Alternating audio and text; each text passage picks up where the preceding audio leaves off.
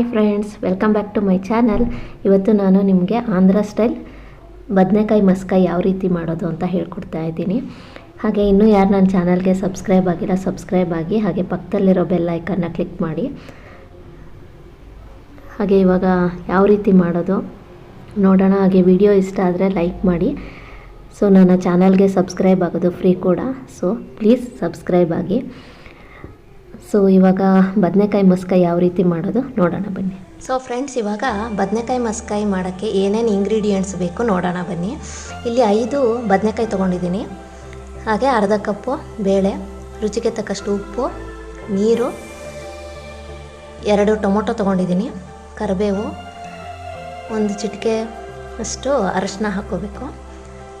ಇಲ್ಲಿ 2 ಟೀ ಸ್ಪೂನಷ್ಟು ಧನಿಯಾ ಪುಡಿ, ಎಣ್ಣೆ, 10 ಹಸಿಮೆಣಸಿನಕಾಯಿ, ಇಲ್ಲಿ ಒಂದು 5 ರಿಂದ 6 ಬೆಳ್ಳುಳ್ಳಿ ತೊಗೊಂಡಿದ್ದೀನಿ, ಇಲ್ಲಿ ಒಂದು ದೊಡ್ಡ ಸೈಜಿನ ಈರುಳ್ಳಿ.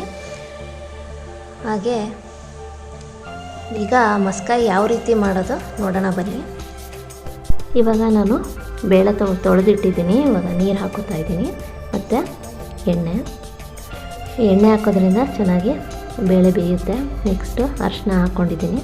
ಇವಾಗ ಹಸಿಮೆಣಸಿನಕಾಯಿನ ಹಾಕ್ಕೊಳ್ತಾ ಇದ್ದೀನಿ, ಬೆಳ್ಳುಳ್ಳಿ, ಹಾಗೆ ಈರುಳ್ಳಿ, ಟೊಮೊಟೊ ಎರಡನ್ನೂ ಹಾಕಿದ್ದೀನಿ. ನೆಕ್ಸ್ಟು ಬದನೆಕಾಯಿ ಹಾಕೋತಾ ಇದ್ದೀನಿ, ಮತ್ತು ಸ್ವಲ್ಪ ನೀರು ಕೂಡ ಆ್ಯಡ್ ಮಾಡಿತಾ ಇದ್ದೀನಿ. ನೆಕ್ಸ್ಟು ಇದೆಲ್ಲ ಆದಮೇಲೆ ಧನಿಯಾ ಪುಡಿನ ಆ್ಯಡ್ ಮಾಡ್ಕೋತಾ ಇದ್ದೀನಿ.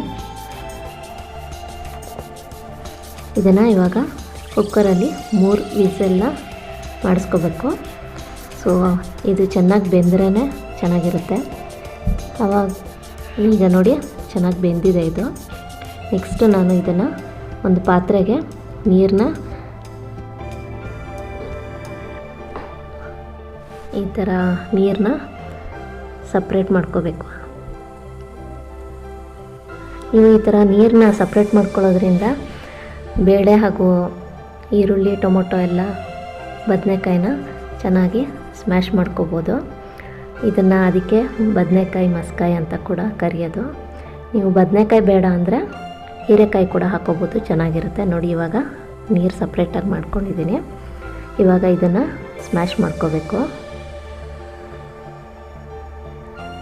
ನೋಡಿ ಇವಾಗ ಇದು ಸ್ಮ್ಯಾಶ್ ಮಾಡೋದು, ಇದರಿಂದ ಸ್ಮ್ಯಾಶ್ ಮಾಡ್ತೀನಿ.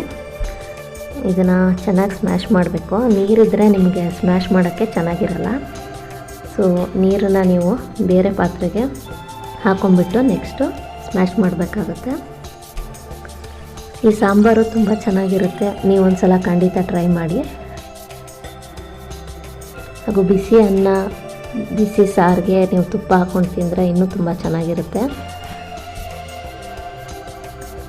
ಇದನ್ನು ಚೆನ್ನಾಗಿ ಸ್ಮ್ಯಾಶ್ ಮಾಡಿ. ಸೊ ಆಂಧ್ರ ಸೈಡು ಇದು ತುಂಬ ಫೇಮಸ್ಸು. ಇದನ್ನು ಮಸಿಯೋದ್ರಿಂದ ಮಸ್ಕಾಯಿ ಅಂತ ಕೂಡ ಕರೀತಾರೆ. ನೋಡಿ ಈ ಥರ ಚೆನ್ನಾಗಿ ಸ್ಮ್ಯಾಶ್ ಮಾಡಬೇಕು. ಇವಾಗ ನಾನು ಇದಕ್ಕೆ ನೀರು ಹಾಕೋತಾ ಇದ್ದೀನಿ.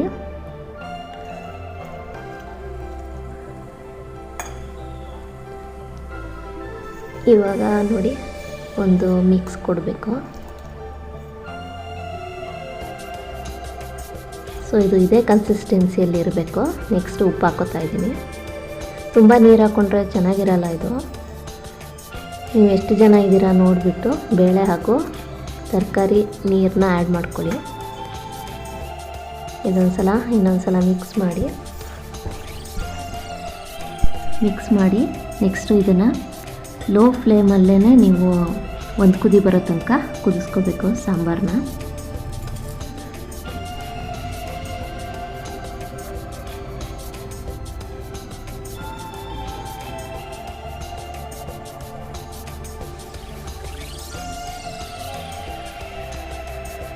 ಹಾಗೆ ನೆಕ್ಸ್ಟು ನಾನು ಇಲ್ಲಿ ಒಗ್ಗರಣೆಗೆ ಎಣ್ಣೆ, ಸಾಸಿವೆ ಹಾಗೂ ಕರಿಬೇವನ್ನ ರೆಡಿ ಮಾಡಿದ್ದೀನಿ. ಹಾಗೆ ಒಂದು ಪಾತ್ರೆ ಇಟ್ಕೊಂಡ್ಬಿಟ್ಟು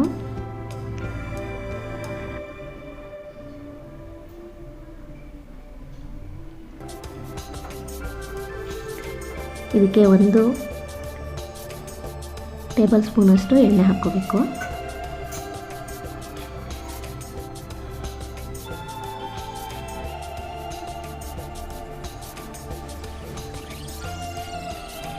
ನಿಮಗೆ ಖಾರ ಜಾಸ್ತಿ ಬೇಕು ಅಂದರೆ ಒಣಮೆಣಸಿನಕಾಯಿ ಕೂಡ ಆ್ಯಡ್ ಮಾಡ್ಕೊಳ್ಳಿ, ಚೆನ್ನಾಗಿರುತ್ತೆ.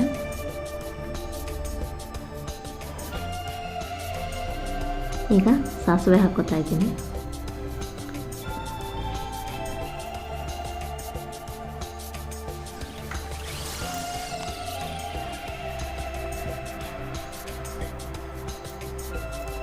ನೆಕ್ಸ್ಟ್ ಕರಿಬೇವು ಹಾಕೋತಾ ಇದ್ದೀನಿ.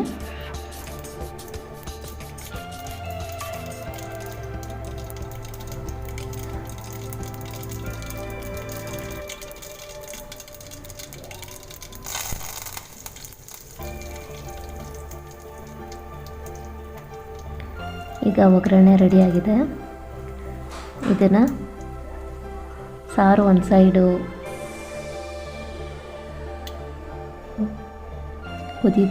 ಸಾರು ಕೂಡ ಒಂದು ರೌಂಡ್ ನೋಡಿ, ಇವಾಗ ಒಂದು ಕುದಿ ಬಂದಿದೆ. ಇದಕ್ಕೆ ಒಗ್ಗರಣೆ ಹಾಕೋತಾ ಇದ್ದೀನಿ. ಸೊ ಇದನ್ನು ಚೆನ್ನಾಗಿ ಮಿಕ್ಸ್ ಮಾಡಿದ್ರೆ ಬದನೆಕಾಯಿ ಮಸ್ಕಾಯಿ ರೆಡಿ ಆಗುತ್ತೆ.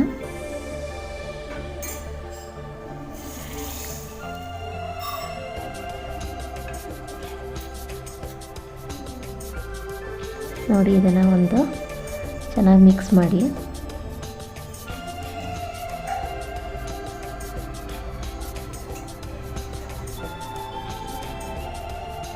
ನೋಡಿ, ಇದು ಇವಾಗ ಆಗಿದೆ. ಸೊ ಫೈನಲಿ ಬದನೆಕಾಯಿ ಮಸ್ಕಾಯಿ ರೆಡಿಯಾಗಿದೆ. ನಿಮಗೆ ಈ ರೆಸಿಪಿ ಇಷ್ಟ ಆಗಿದೆ ಅಂತ ಅಂದ್ಕೊತೀನಿ. ಸೊ ಇನ್ನೂ ಹೆಚ್ಚು ರೆಸಿಪಿಗಳಿಗಾಗಿ ನನ್ನ ಚಾನಲ್ನ ಸಬ್ಸ್ಕ್ರೈಬ್ ಆಗಿ. ಹಾಗೆ ಕಮೆಂಟಲ್ಲಿ ತಿಳಿಸಿ ನಿಮಗೆ ಈ ರೆಸಿಪಿ ಇಷ್ಟ ಆಯಿತಾ ಅಂತ. ಹಾಗೆ ನಿಮ್ಮ ಫ್ರೆಂಡ್ಸ್ ಜೊತೆ ಕೂಡ ಶೇರ್ ಮಾಡಿ. ಸೊ ಮತ್ತೆ ಸಿಗ್ತೀನಿ ಮುಂದಿನ ವ್ಲಾಗಲ್ಲಿ. Thank you for watching.